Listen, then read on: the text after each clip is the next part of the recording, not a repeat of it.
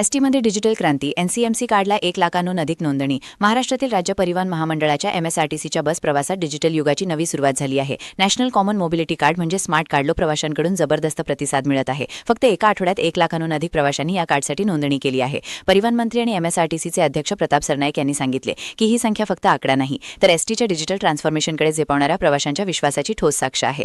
विशेषतः महिला सन्मान योजनेअंतर्गत 37,927 महिलांनी, अमृत ज्येष्ठ नागरिक योजनेअंतर्गत 34,948 ज्येष्ठ नागरिकांनी आणि इतर प्रवाशांनीही मोठ्या संख्येने नोंदणी केली. हे कार्ड देशभरातील मेट्रो, बस आणि इतर वाहतूक साधनांसाठी वापरता येईल. कॅशलेस तिकीट, सवलतींची पारदर्शक नोंद आणि सोपे रिचार्ज. नवीन कार्डसाठी 199 रुपये जीएसटीसह, जुने स्मार्ट कार्ड जमा केल्यास 149 रुपये. बस कंडक्टरच्या ETM machine, mobile app, website किंवा अधिकृत एजंट्सद्वारे रिचार्ज करता येईल. एसटी महामंडळाने स्पष्ट केले आहे की जोपर्यंत 80% सवलतधारक प्रवाशांची नोंदणी पूर्ण होत नाही, तोपर्यंत हे कार्ड अनिवार्य केले जाणार नाही. म्हणजे सध्या प्रवाशांना काळजी करण्याची गरज नाही. नोंदणी स्वेच्छेने करा आणि डिजिटल सुविधांचा लाभ घ्या. प्रवाशांकडूनही उत्साह दिसतोय. हे कार्ड सवलतधारकांसाठी जसे महिला, ज्येष्ठ नागरिक, विद्यार्थी, दिव्यांग इत्यादी पारदर्शक आणि सोयीस्कर ठरेल. राज्यभरात बसस्थानकांवर, आगारांवर आणि 3,000हून अधिक अधिकृत एजंट्सकडे नोंदणी सुरू आहे.